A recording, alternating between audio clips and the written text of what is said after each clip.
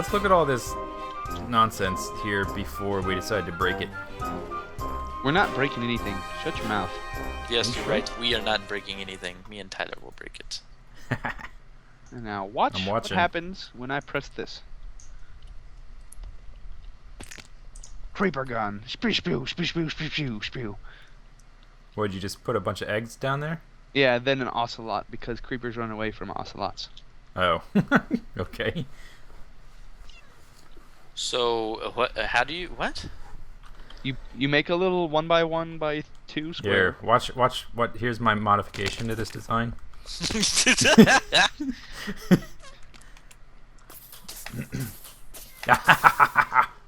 Okay, over here we have my first display that I made on this flat map.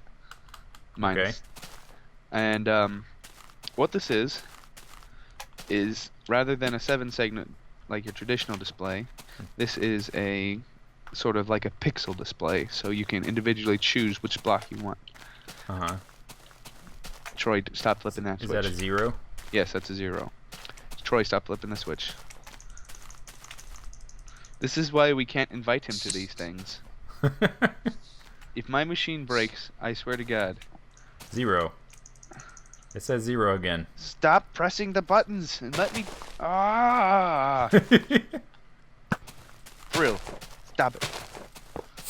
Oh my... You just... Good God. That's really funny. Alright, are you showing us stuff or what? This display is hooked up to a counter I built, which works by means... Oh my God!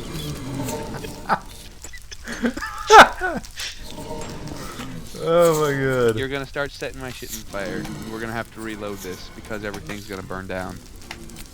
My bad. You know what? Never mind. I can't even do it. This isn't working. They're not gonna shoot at anything. There's nothing for them to shoot at because we're in creative. They'll shoot at me when I'm trying to click anything. Like if I try to punch and I accidentally punch them, something bad will happen. This is why we don't put Troy in creative. No, this is why we don't use creative. Period. Has nothing to do with me. Oh, I was just about to break it. With my Enderman army. Jesus Christ. Yes. Attack his creation, Enderman. Your Enderman cannot hope to prevail against my mushroom forces. It's like playing StarCraft. We're just spawning in units. Alright, mushrooms, attack! Attack, move over there. Attack, move all these guys. Oh man, fly up and just look at this. Is fantastic. It's like a party. Have you guys ever seen a jungle yet? They're all kind of mingling. Yeah? Troy, Ooh, have look you? at all that experience on the ground. Mines. Yeah, I threw that. Okay, so shenanigans aside, demonstrate what this does. Alright, well, over there in the iron blocks I have a counter hooked up to a binary to hexadecimal display, and the hexadecimal outputs on the pixel display I have made. So if we go over here and flip this switch, the display will become visible, and you'll see a 0 because binary right now says 0. Yep. Every time you click it, it adds 1, and the display will reflect that. Okay. And I believe it goes up to 6. 2. That's not a very good counter. Shouldn't it go up to 9? Oh yeah, but I haven't designed those numbers yet. Oh. Because once you'll see, as we go into the behind the scenes on this thing, it's quite intricate in designing this. Even just a number 1. I don't know. I see all this wool and 6. stuff. It doesn't look all that intricate. And then it's done. So if we come over here, the button power leads to this device over here. These iron blocks are a binary counter that I've worked. What it is the button activates a rise sensitive pulse limiter which turns this into a T flip-flop mechanism in which the pulse on this is shorter than the actual pulse on the piston, so it'll push out and it'll push back every time you click a button. But the way you have this linked is it'll give that same effect every time, just like it was counting in binary for every level. And this So it counts- pushes these iron blocks, which turn off the power here or turn it on, depending on how many times you've clicked. Correct. And then it just continues down the line. Correct. And this should count up to, let's see, 15. But you I just haven't even made the numbers yet. Is Right. your display big enough for 15? Negative. No. Oh. It'll display up to 9, and So I you'll considered have to do like basically remake the whole thing if you want a double digit. Well, that's the problem. That whole gray, light gray and white, that Mhm. whole part took me 3 days to build by hand. Wow, man, you really need to pick up MC headed for stuff like that. Well, which is why I was thinking if I were to ever do this again, I'd probably just MC edit copy this. So for the record, you actually don't know how to use MC edit. All this stuff you built by hand Absolutely. in creative mode. Absolutely. That's crazy. I mean, I can You'll- understand working this out in creative mode, but then like you could just like once you make this, you could just copy paste it. Well, I can't. But anyway, back to this. I have colored wools, so it's easier to interpret just for an event such as this, but green is going to be your binary inputs. And you'll see orange is what carries each individual strand of binary. This for 1, 2, 4, 6, 6, oh my god, 8. Eight. And I built 16 and 32 because I wanted to make this really big, but that would be worthless. But you'll But also this see... is totally worthwhile. No, I mean, I have to go into like uppercase and lowercase letters and symbols if I wanted to use 32 bits. There's just Oh, not I see. enough things to program for it. Yeah.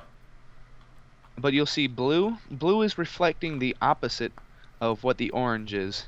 This is the opposite of the binary input, as to not allow for interference. So right now it's outputting 7, even though I haven't wired 7's a color. You'll see all the torches in row 7 are off, and that's exactly how it's supposed to work. Oh, I see. And the 8 and 9 are off too. No, 8 and 9 are on, because there's one Which torch. row is 7? What are you talking about? 7 is the only line that is off on the purple. Oh, and the purple. I'm looking at the blue.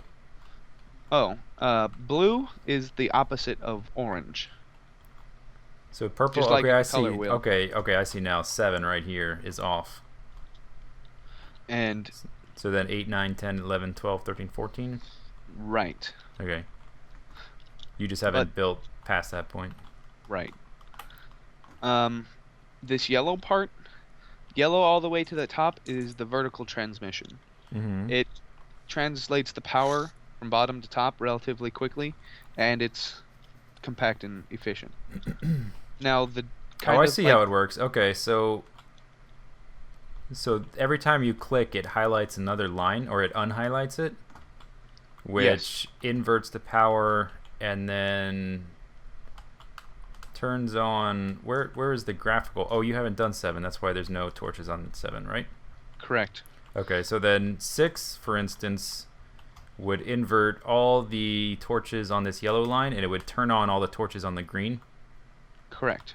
which would which is sort of how you design the graphical display Mm-hmm. with the green. Yeah, I get it now. Okay, that makes sense. Now, if you want to scroll along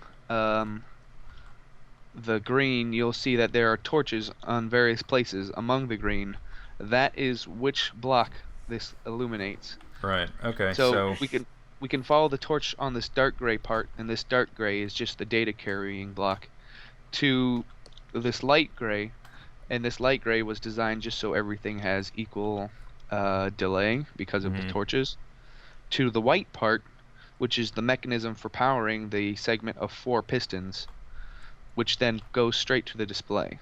All right. So the flip flops here, like count up Right. which is then transmitted to here and to here, which determines which of these purple rows is lit, which then reverses one of these yellow towers, which turns on the green torches, the torches on the green wall, which sends power down the gray lines to the specific pistons required for the graphical display. Exactly. Aha! And I've included a list of everything of what it all does over here. Oh, I see. Yeah. And I have a little bit of brown, this little brown wool right here. It's not Display flash. useless. It's not very useful. It's a little something flashy I added over the back over here. It pretty much shines all colors, all blocks, just for fun. Oh, Just I so see. you can like hide something. Right.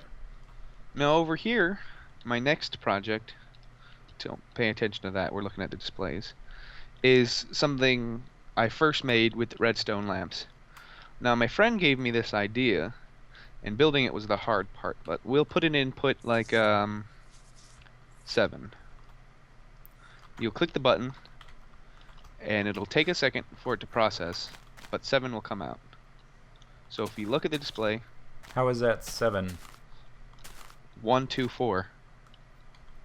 1, 2. Oh, in binary. I was looking at those as off, not on. I get it. Okay, and if we look behind this, Oh, I see. And so now it's right. You should It's make the whole thing out of the glowstone, don't you think? So it's a little more.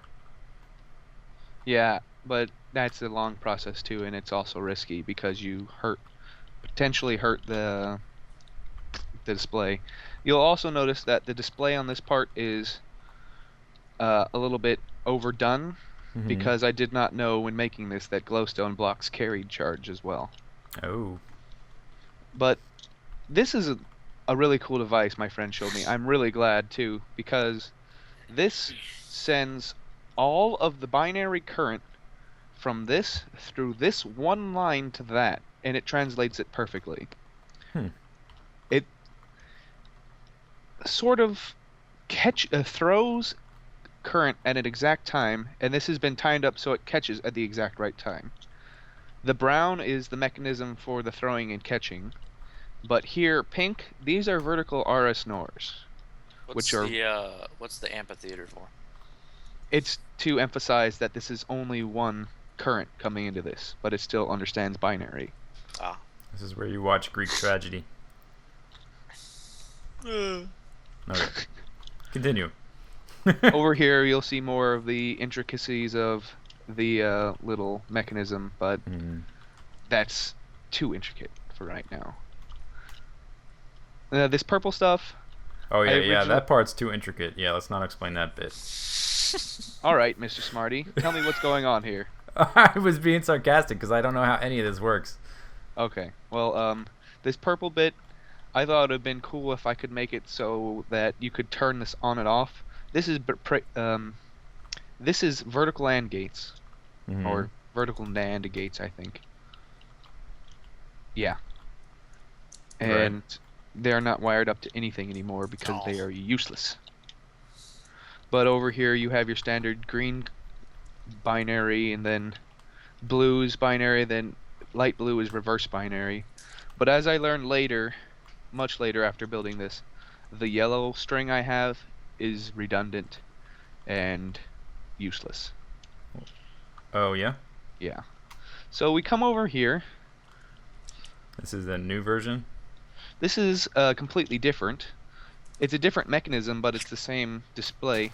When you flick this switch, it counts. Doesn't count too fast. 1, 2, 3. 4. Yeah. It doesn't get much better. You should make a big display over top that says the count. Yeah, there should be pixel art here. But what I like about it is as soon as it hits 9, it's smart enough to go to 10. Aha.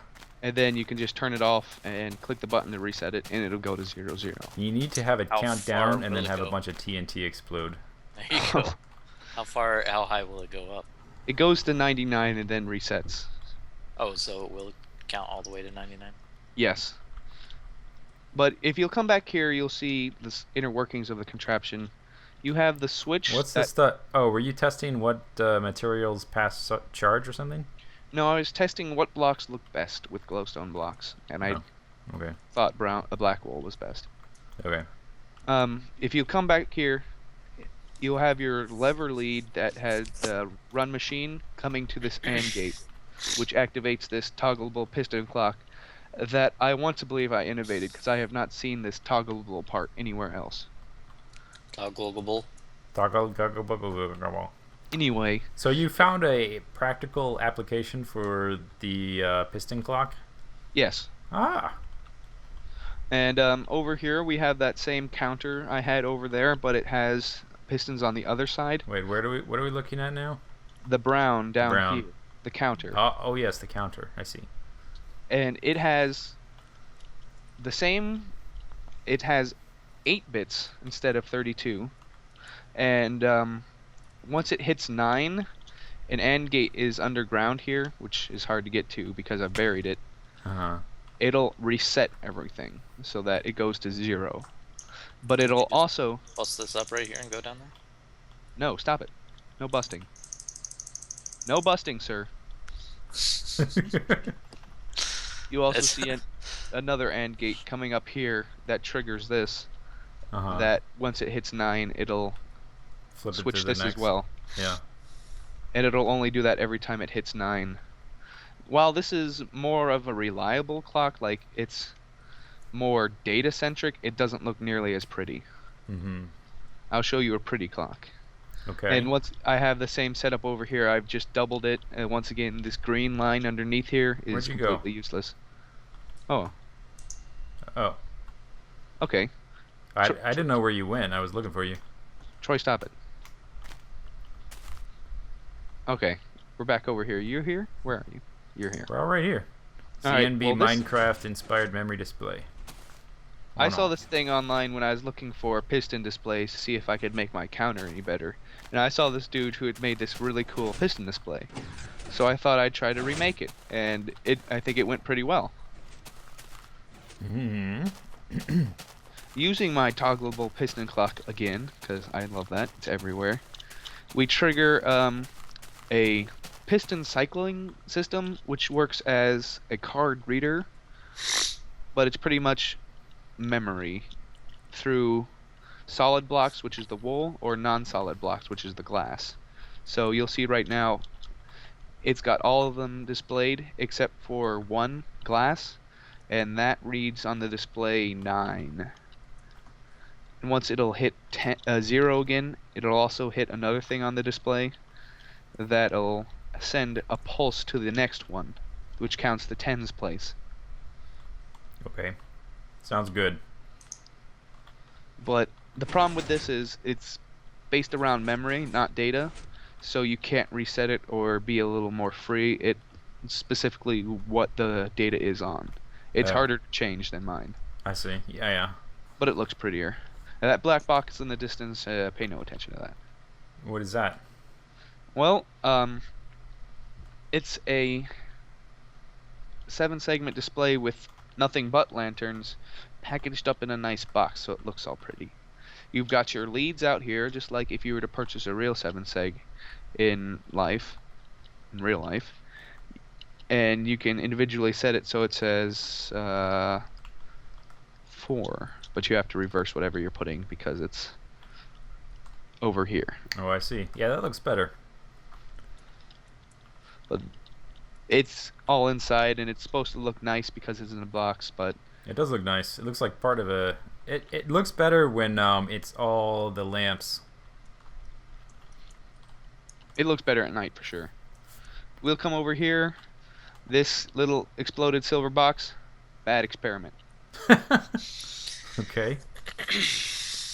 This I think is a little useless over here, but this is a little research I did experimenting with sand cannons and their explosion radius with the proximity of TNT. And it's a bit obvious that the farthest sand block goes when it's all 5 TNT. But however did you come upon that conclusion? trial and error. You were shooting a sand block though? Yes. You mean a solid block or a entity? Have you not seen a sand cannon before? I don't know if I know what you're talking about. Why don't you shoot it? All right. How about a demonstration, sir? All right. Pick any point, and I'm sure it'll land there. Oh yeah. Okay. I'm gonna say right here. At X. XXOOX. Okay. Wise choice, sir. So you'll load up the TNT XXOX, and Nimrod's over here, so he can verify that's the position. You click the launch button, and this delay the piston drops it? And then it's an entity while it's dropping. Yes. Oh, nope. Not satisfied. Not impressed. Well. TNT is random sometimes. Oh well. I see what happens. The piston pulls it, and while it's in free fall, it can be affected by it. Same thing goes for gravel. Yeah, that's why I asked you if it was an entity or a solid block. While it's falling, it's an entity. Okay. Over here, this is another cool thing I like. It is something else I saw in CNB's Minecraft that I made some tweaks to. It's a locked gate door that you use. This is what you wanted to put on my tower? Yes. That when you click the right buttons, it'll light up that thing over there showing that you put in the right combination. So the combination is top, left middle, bottom, right middle. Spow. And you could use that to open a door. Now what's cool about this is it'll only work if you put in those combinations, and if you press any of the wrong buttons, it will turn off. How do you set it? Do you have to change all the wiring, or is there like a set mode where you hit a button to set it and then? Oh god, no, that would be terrible. You'd have to put the torches down here is how you set it. Oh. And you have to find which wire goes where, and then for every block. I see. Every block. It also has a cool. You have to put it in order too, which is fun. You have to put it at the top block first.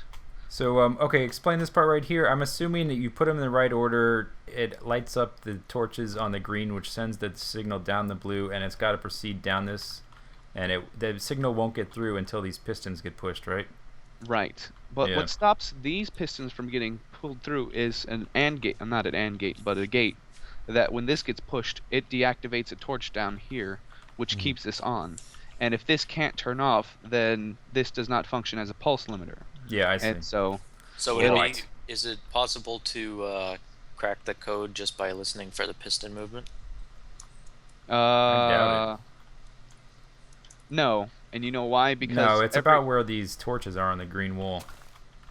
Every other piston, every other button that's not correct is hooked up to the pistons that press the wrong buttons.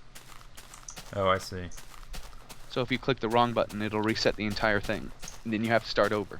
So if people are these torches here to reset it, or to light it up? The back row, this one, is to turn it off or reset it as like password failed. Oh. This block is the first one that you have to get right. This block is the second, third, fourth. Okay, so for these, there's only one possible. Correct. I see. What I also like is over here, there's a combo block reset button. So like when you're done, you just press this button and it turns it off. And it's hooked up to the same thing that the wrong combination turns it off to. And I think that may be it. I'm gonna go make sure there's nothing else. You know, I think I see a flaw in this design. Oh, sir, do tell. So if the person incorrectly inputs the buttons, like in the wrong order, or they don't know the code, they can take a pickaxe and bash their way through this wall and then get through. That's defeating the purpose. Okay. It's supposed to be for show, because if we were doing any real kind of defense, it would look a lot better. You could probably, I mean, with a multiplayer server, you could set where the door is to be where you can't break blocks. And so like that would be in a chunk. You can't break blocks. You have to get through it to get to the other side where you can. Right. Well, this has been my laboratory.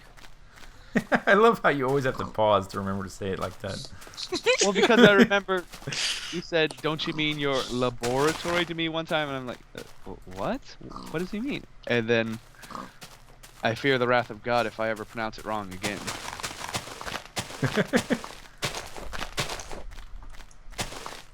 Alright, so here's an experiment. Will this piggy jump over this trench to save his life?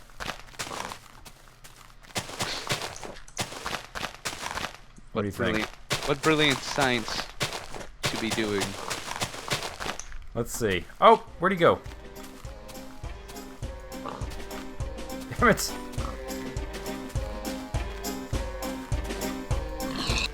Never mind, he's dead.